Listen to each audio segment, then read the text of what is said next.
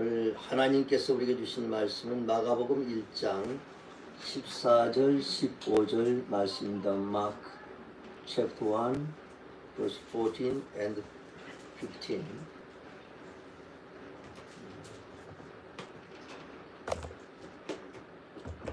같이 공부하겠습니다. 요한이 잡힌 후 예수께서 갈릴리에 오셔서 하나님 복음을 전파하여 이르시되 때가 찼고 하나님의 나라가 가까이 왔으니 회개하고 복음을 믿으라 하시더라. 아멘. 짧은 본문이라서 영어로 한번 읽겠습니다. Petra and Tulang and Monica. Okay, let's read together in English version from 14, 15. After John was put in prison, Jesus to Galilee proclaimed the good news of God. The time has come, he said, the kingdom of God is near. Repent and believe the good news.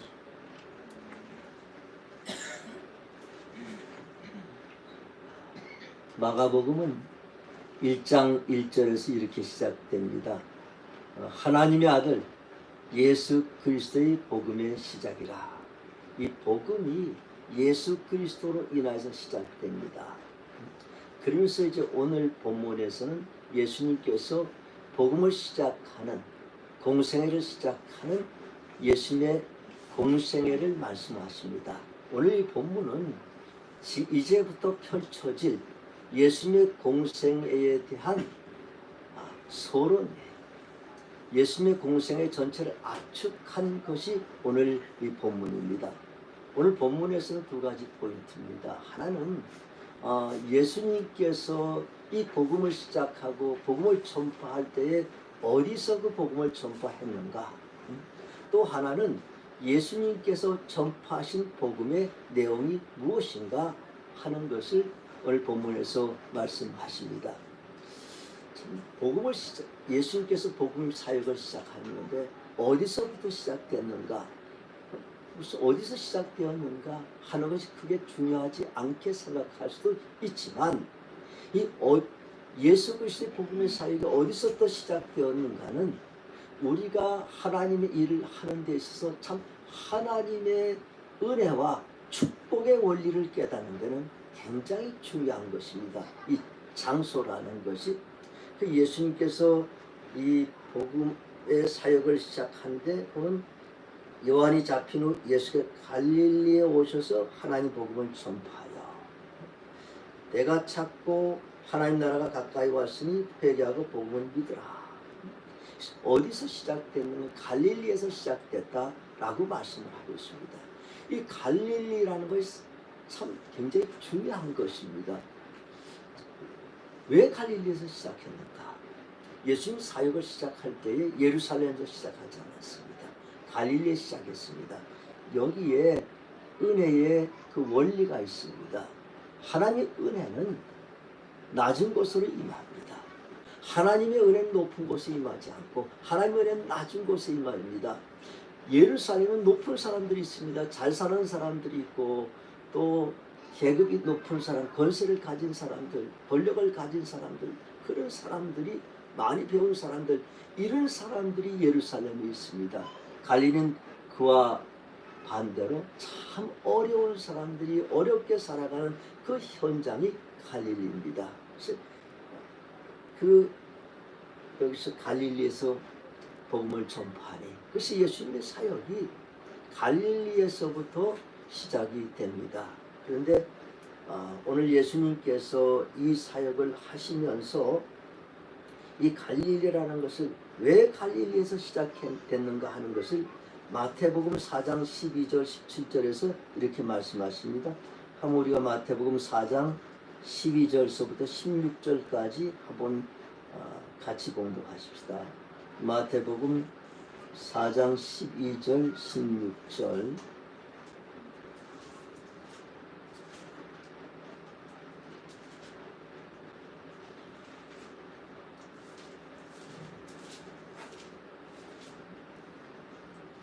마태복음 4장 12절에서 16절 같이 공독하십시다. 예수께서 요한이 잡혔음을 들으시고 갈릴리로 물러가셨다가 나사렛을 떠나 스불론과 납달리 지경 해변에 있는 가브나움에 가서 사시니 이는 선지자 이사야를 통하여 하신 말씀을 이루려 하심이라 일렀으되 스불론 땅과 납달리 땅과 요단강 저편 해변길과 이방의 갈릴리여 흑암에 앉은 백성이 큰 빛을 보았고 사망의 땅과 그늘에 앉은 자들에게 빛이 비치었도다. 아멘. 예수님께서 갈릴리에서 사역을 시작하셨습니다. 이 갈릴리의 사역을 시작하신 것은 이미 이사야 선지자에 의해서 이 예언이 된 것이고 이사야 9장 1절 2절에 기록이 되어 있습니다. 이 갈릴리가 얼마나 힘든 땅인가 하면은 흑암의 이방의 갈릴리여 흑암에 앉은 백성이 큰 빛을 보았고 사망의 땅과 그늘에 앉은 자들에게 빛이 비춰도다. 이 갈릴리는 흑암에 앉은 백성들, 또 갈릴리는 사망의 땅이야. 왜 이렇게 그리고 이방의 갈릴리라 이렇게 기록을 하고 있습니다. 왜 그런가 하면은 이 갈릴리는 이스라엘의 제일 북쪽에 있어요. 예루살렘에서 한 100km 정도 북쪽에 있고 지금 시리아와 경계를 하고 있고 이방 땅과 가장 가까운 경계에 있는 그 땅이에요. 그리고 이스라엘 역사상에서 북남유다와 북이스라엘이 나눠져 있을 때 북이스라엘이 BC 722년에 아수르에서 멸망을 당합니다. 그때 이제 아수르는 어떤 정책을 썼는가 하면은 혼혈 정책을 썼어요. 그래서 갈릴리 땅에다가 이방 사람들을 데리고 또 갈릴리에 있는 사람들은 이방 나라로 흩어버렸어요. 물론 갈릴리뿐만은 아니에요. 북이스라엘에 있는 사람들을 다 이방 나라로 많이 그냥 이주를 시키고 그리고 이방에 있는 사람들을 다시 이스라엘로 이주를 시켰어요. 그럼 제일 많은 곳이 갈릴리야. 제일 이방 땅에서 가깝기 때문에 그러니 참 이곳에 있는 사람들은 이 예수님 당시에도 이방의 갈릴리요 이방 사람들이 또 같이 살기도 하고 또 혼혈이 되어서 이방 사람들과 유대인들이 그 혼인을 해가지고 혼혈이 되기도 하고 그래서 사람들이 이방의 갈릴리다 라고 이렇게 멸시하는 명칭을 쓰기도 합니다. 그러면서 또 얼마나 어려운가, 왜 흑암이고 왜 사망인가. 이 갈릴리 땅이 그 북방에서 가깝기 때문에 이 북방에서 그 이스라엘을 쳐들어올 때는 항상 갈릴리 지역을 지나서 가요.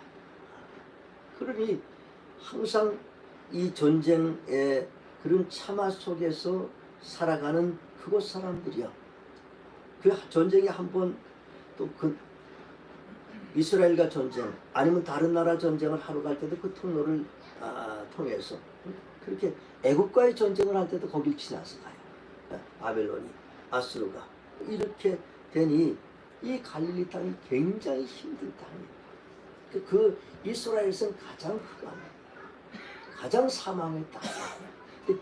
여기에 이사야 선지자를 통해서 하나님께서 약속의 말씀을 미리 주시는 것이 흑암에 앉은 백성이 큰 빛을 보고 또 사망의 땅과 그늘에 앉은 빛이 비쳤더라. 이 큰 빛은 누굽니까? 예수 그리스도예요. 예수 그리스도가 오셔서 큰 빛을 비치겠다는 거죠.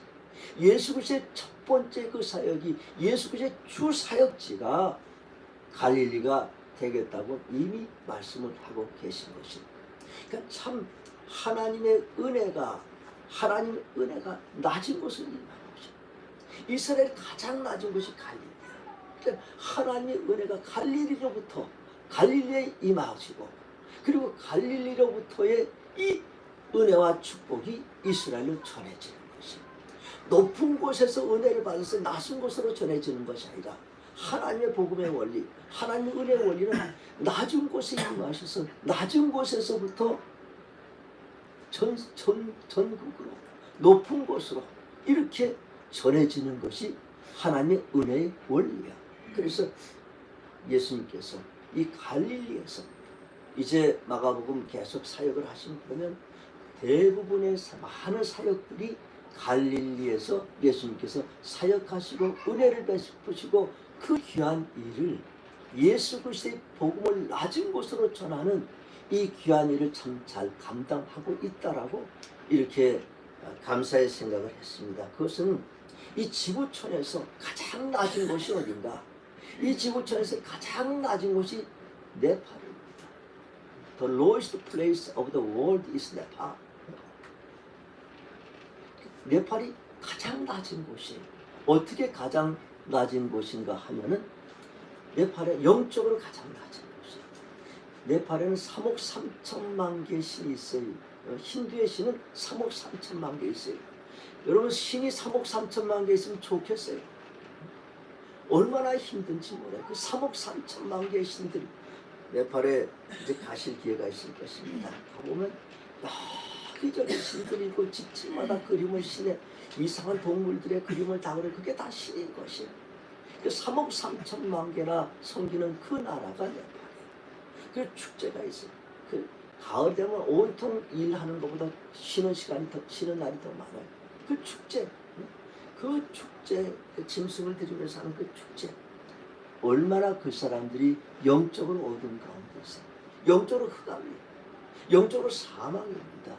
그게 하나님께서 우리를 통하여서 NNCC를 설립하게 하시고 네팔 복음화를 위해서 힘쓰게 하신 건 이건 우리에게도 축복이고 또 네팔에게도 축복인 것입니다.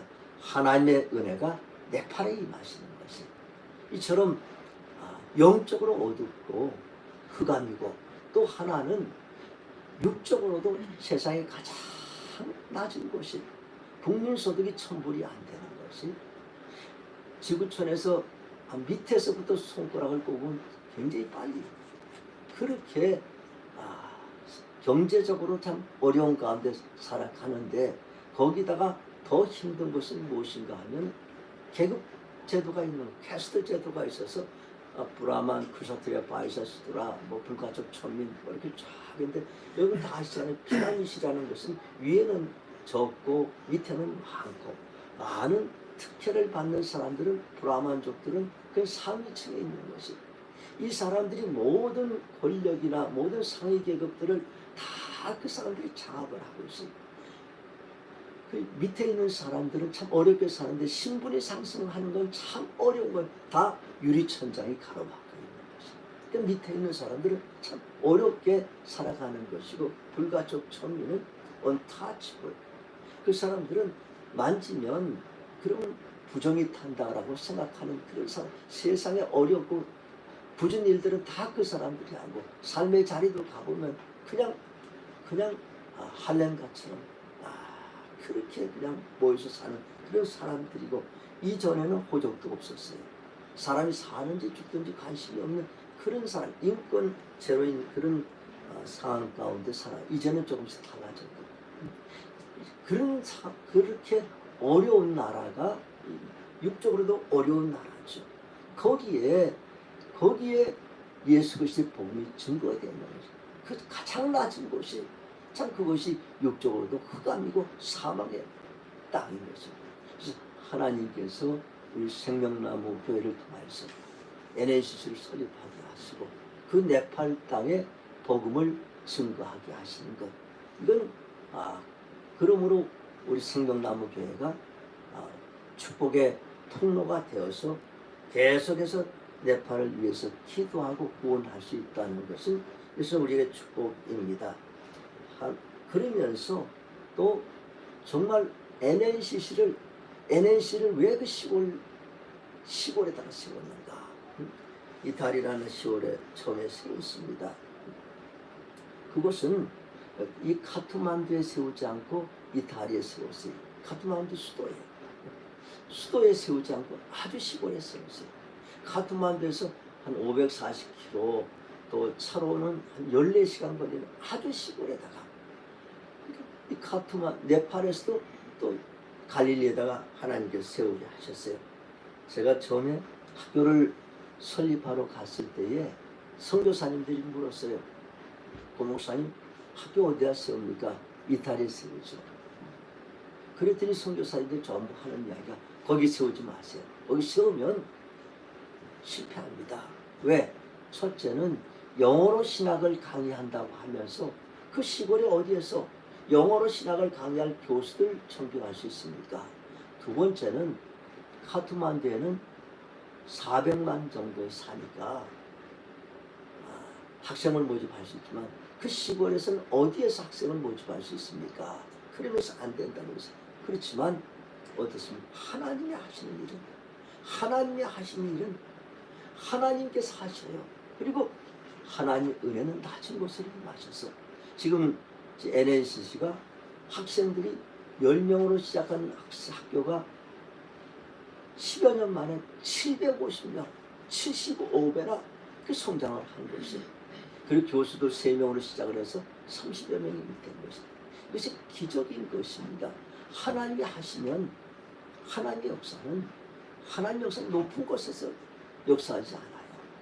하나님은 낮은 곳에 역사하셔서, 낮은 곳에 임하셔서 은혜를 베푸시고 역사하셔서 높은 곳까지 다 변화시켰어요. 그래서 지금 NNCC가 우리 동쪽에서 시작해서부터 계속해서 이제 지방신학대학들을 세워서 서쪽으로, 가트만두를 지나서 이제 서쪽까지 나가는 것이, 이렇게 하나님의 은혜의 역사가 이렇게 임하게 됩니다. 그러면서 이제는 이 NNCC에다가 또 하나의 비전을 주신 것은 네팔에서도, 네팔 사람들 가운데서 가장 낮은 곳에 있는 사람들이 어딘가? 그것은 해외에 있는 근로자들이에요. 얼마 전에 중동에 갔었지만 그 근로자들이, 중동 근로자들이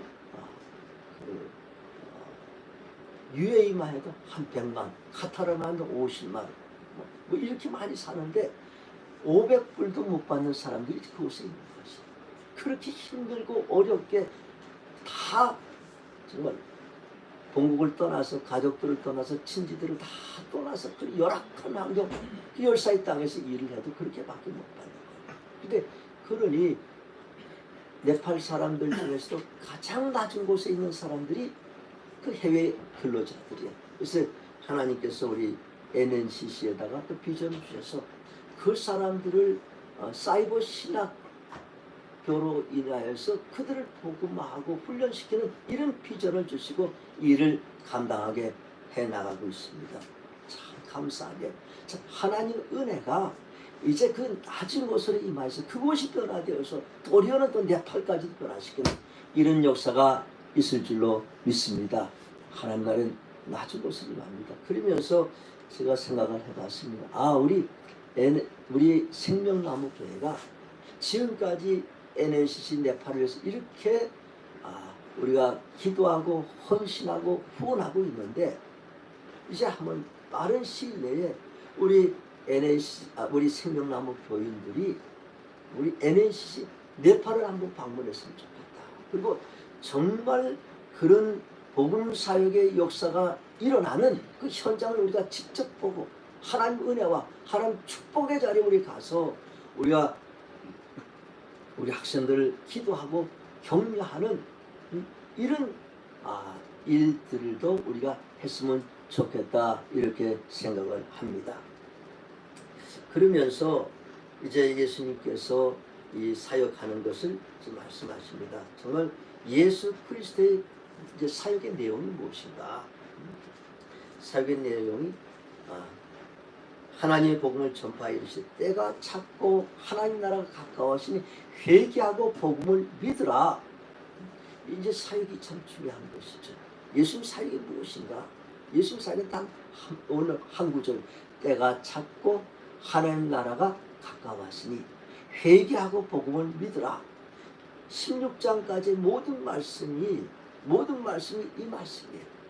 예수님께서 귀신을 쫓고, 예수님께서 질병을 고치고, 예수님께서 죽은 자를 살리시고 하는 모든 일들을 통하여서 예수님의 주신 메시지는 회개하고 복음을 믿어라. 하나님 나라가 가까워서 회개하고 복음을 믿으라.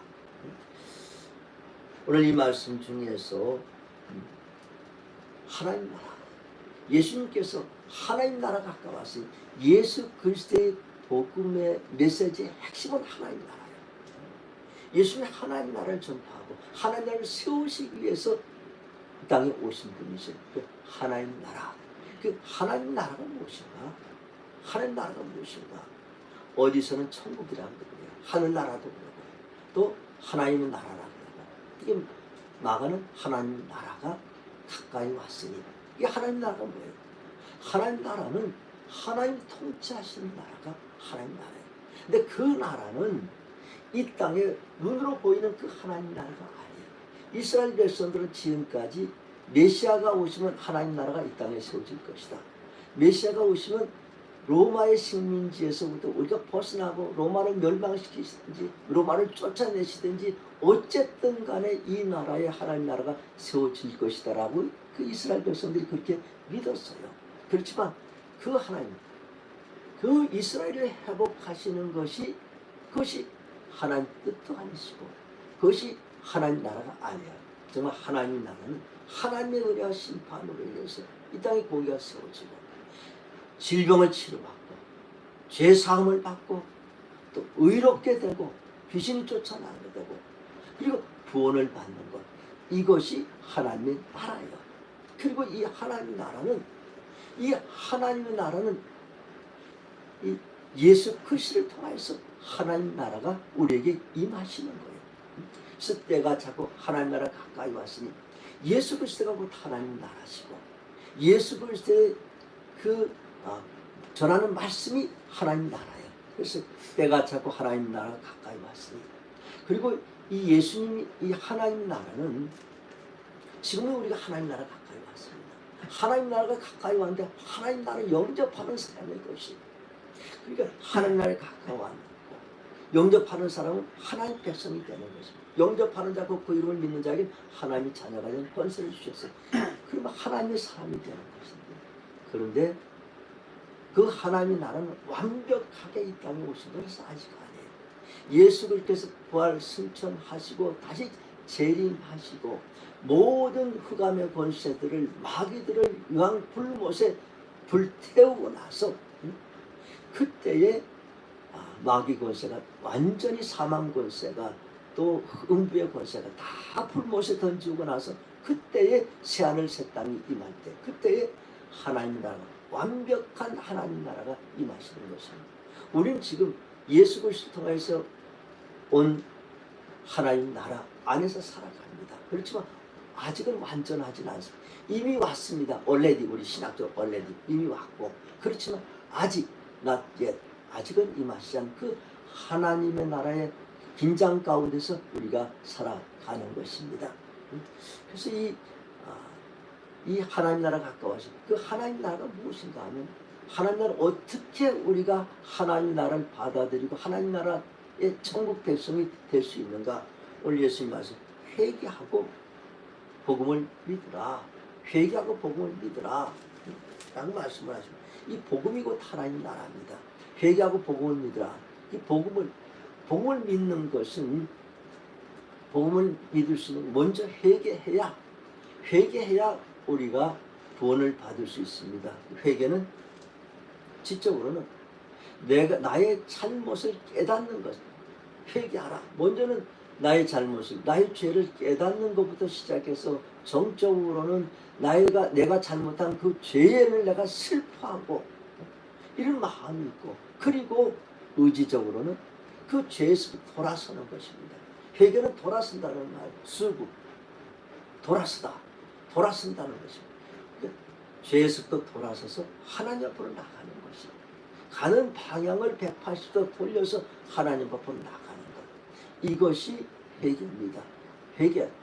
죄 사함을 받기 위해서 예수를 믿기 위해서 전제 조건 회개하라. 그래서 세례 요한의 세례가 이 회개 세례를 세례 요한이 전한 것이 회개하라. 그리고 복음을 믿으라. 이 복음은 복음은 예수 그리스도십니다. 그리고 복음의 핵심은 예수 그리스도의 십자가와 부활이 이게 복음이에요. 예수 그리스도께서 십자가에서 나의 죄를 지고 죽으셨다. 그럼 내 죄가 십자가에 다 죽었다. 라는 것, 이것 복음이에요.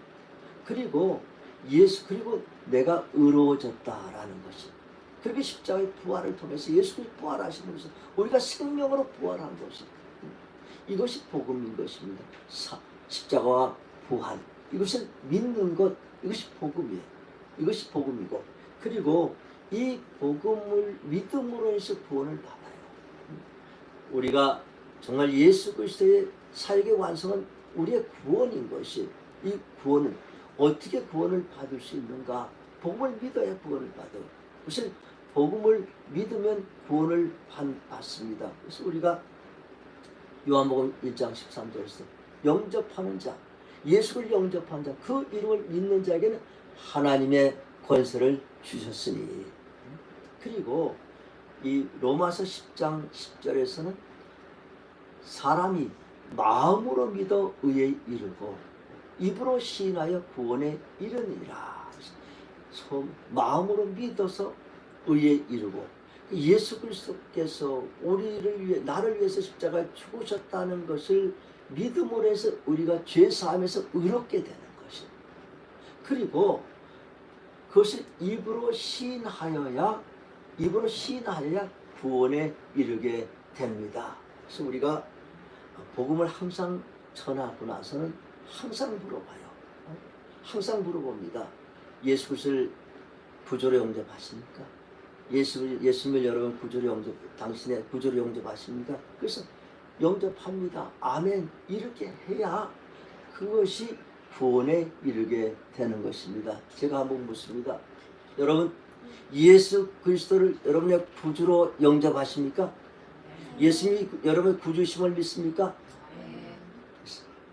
Yes, I ask you, all of you, Petra and Mika, do you believe in Jesus Christ as your Savior? Amen. Yes. And then you will be saved. 이렇게 우리가 입으로 시인해야, 그래야 구원에 이르게 되는 것입니다. 그래서 오늘 회개하고 복음을 믿으라. 그러면 구원을 얻으리라. 그래서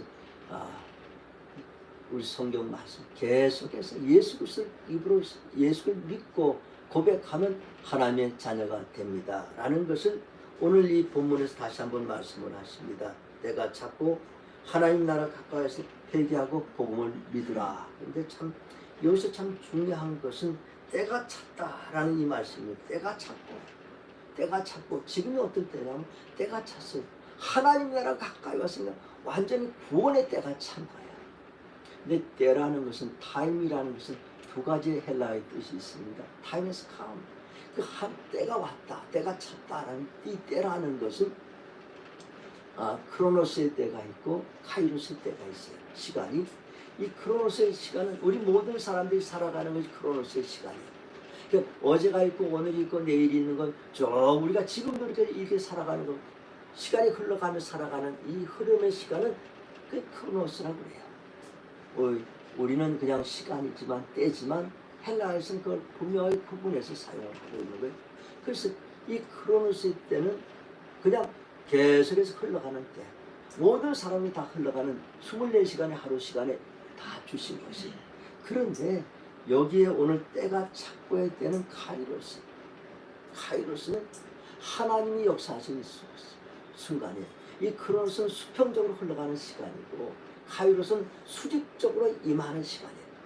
카이로스는 하나님께서 지금 역사하시는 그 순간, 하나님이 임하시고 역사하시는 그 순간이, 그 시간이 카이로스예요. 그래서 카이로스의 시간이 참 중요한 것은, 하나님께서 임하신 것을 내가 아멘으로 받아야 그것이 나에게 은혜가 되고 축복이 되는 것입니다. 모든 사람에게 예수 그리스도가 회개하고 복음을 믿으라, 아멘하고 받아들이는 사람은 그것이 구원을 받는 것이지만, 그걸 듣고도 반응이 없는 사람들은 구원을 받지 못하는 것이, 하나님의 은혜는 지금도 임하고 있어요. 계속해서 지금도 임하고 있는데 그 하나님의 은혜를 아멘으로 받는 사람이 나의 것이, 그 예수님께서 계시록 3장 20절에서 내가 문 밖에 서서 두드리노니 내 음성을 듣고 문을 열면 내가 그에게로 들어가 그로 더불어 먹고 그는 나와 더불어 먹으리라. 항상 문 밖에서 두드리시는 거예요. 항상 문 밖에 두드리시는데 그 문을 열어야 돼요. 열어야, 아멘하고 열어야 예수님 우리 마음에 들어오시고, 그리고 예수님 우리와 같이 먹고 마시고 같이 교제하고 내가 하나님의 사람이 되는 것입니다. 그러니까 이 문을 연다는 것이 하나님의 카이로스가 임할 때에, 역사할 때에 내가 아멘으로 받아들이는 것, 이때에 구원의 역사가 일어나는 것입니다. 회개하고 복음을 믿으라, 아멘할 때에, 그때에 복음의 역사가 일어납니다. 근데 이 카이로스 역사는 오늘 예수 그리스도 복음을 믿으라 하는 그것만이 카이로스 역사예요. 카이로스의 역사는 계속해서 하나님은 지금도 그 구약시대부터 신약시대까지 지금 이 시대까지도 카이로스의 하나님 계속해서 임하세요. 그래서 우리가 신앙생활을 하면서 영적으로 우리가 깨어 있어야 되는 것은 하나님의 카이로스를 우리가 받아들이는 것이 참 중요한 것이에요. 우리 모든 삶 가운데서 우리가 하나님의 역사가 일어난다. 하나님의 역사가 일어난다는 것은 뭐냐면 하나님 나에게 임하실 때에 하나님의 역사가 일어나요.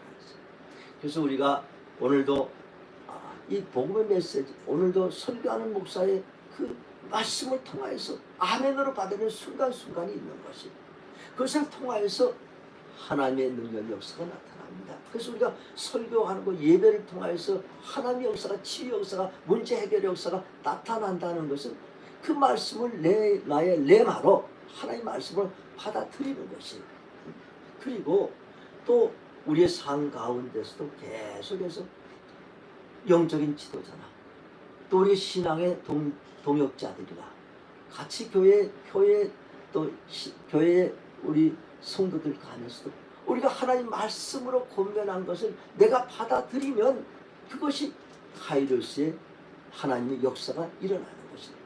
그리고 또 참 제일 중요한 것은 우리가 하나님 말씀을 계속해서 성경을 읽으라고 합니다. 근데 성경을 읽으면 성경을 읽는 가운데 감동되는 것이 있어요.